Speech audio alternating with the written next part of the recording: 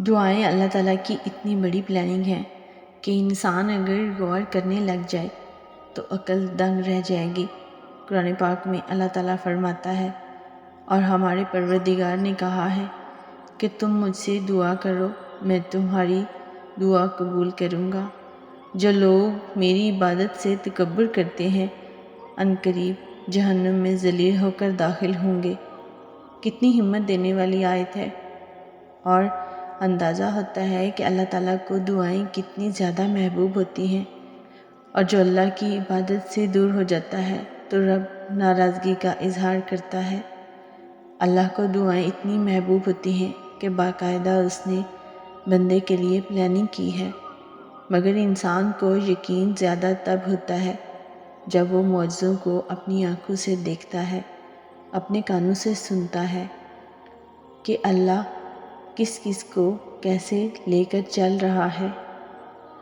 تم اپنے درد کو، آزمائش کو ظلم سمجھ رہے ہو، لیکن جب کہ اس کے پیچھے اللہ کی خوبصورت پلاننگ ہوتی ہے، اور اس سے بھی بڑی بات یہ کہ وہ نوازتا ہر بندے کو ہے، لیکن خوبصورتی یہ ہے کہ اس کے نوازنے کے انداز الگ الگ ہیں کہ جہاں انسان کی سوچ پہنچ بھی نہیں سکتی، جسے اللہ قرآن پاک میں ان الفاظ میں فرماتا ہے، اور جو اللہ سے ڈرتا ہے وہ اس کے لیے دنیا اور آخرت کے رنج و غم سے نکلنے کی راہ پیدا فرما دیتا ہے، اور اسے ایسی جگہ سے رزق عطا فرماتا ہے جہاں سے اس کا گمان بھی نہیں ہوتا۔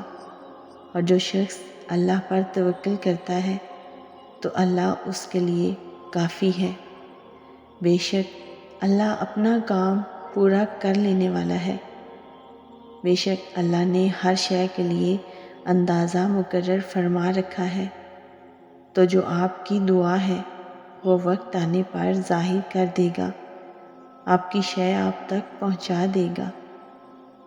بہت سے لوگ کہتے ہیں کہ ہم اللہ کی عبادت بھی کرتے ہیں، پھر بھی مشکلات میں گھرے ہوئے ہیں، تو اس کا مطلب یہ ہرگز نہیں کہ اللہ پر ایمان لانے سے دنیا کی آزمائش اور تکلیفیں کم ہو جاتی ہیں یا ختم ہو جاتی ہیں، بلکہ اللہ تو اسے بہترین اجر دینے کا وعدہ کر چکا ہوتا ہے۔ وہ تو بس تمہارے ایمان اور توکل کو دیکھنا چاہتا ہے، وہ بہترین اجر دے گا۔ اگر اللہ نے اجر نہ دینا ہوتا تو قرآن پاک میں دنیا اور آخرت کے اجر کا ذکر ہی نہ کرتا۔ وہ حوصلہ دیتا ہے اپنے ٹوٹے بندوں کو کہ آج تم یہ دکھ کے دن دیکھ رہے ہو، لیکن یہ سکھ میں بھی بدل جائیں گے۔ ایمان اور توکل کا مضبوط ہونا تو یہ ہوتا ہے کہ مشکلات اور تکلیفیں تو آئیں گی، اور کبھی کبھی تو برداشت سے بھی باہر ہو جائیں گی، لیکن آپ کو آپ کا رب تنہا نہیں چھوڑے گا۔ آپ کو توکل کے درجے تک پہنچا کر آپ پر نوازشیں کی جائیں گی، آپ کے دل کا تزکیہ کیا جائے گا، یوں کہ پھر دل نا امید اندھیرے اور تنگ حالاتوں میں بھی اللہ سے امید باندھے رکھے گا۔ اللہ سے امید باندھنا اور اس کی مدد کا انتظار کرنا نہیں چھوڑے گا۔ آخر کار تمہیں یہ سمجھ آتی ہے کہ بے شک یہ تو اللہ پاک کے نوازنے کا انداز ہی ایسا تھا تاکہ میں اپنے رب کو پہچان سکوں کہ وہ قادر ہے، وہ مجھ سے کتنا پیار کرتا ہے، وہ مجھے اپنا آپ دکھانا چاہتا تھا، ملاقات کرنا چاہتا تھا، اپنے قریب کرنا چاہتا تھا، اور میں اس غم کو پہاڑ جتنا سمجھ رہا تھا۔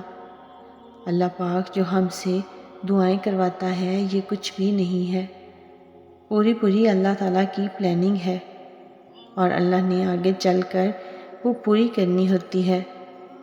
کسی بندے کی کوئی بھی دعا رائے گاہ نہیں جاتی، اس کے نوازنے کے انداز الگ الگ ہو سکتے ہیں، لیکن آخر میں وہ ضرور ہمیں خوش کرے گا۔ دعا کی توفیق مل رہی ہے تو اس کے پیچھے اس سے پیچھے کبھی نہ ہٹے۔ اللہ کن ضرور فرمائے گا انشاءاللہ۔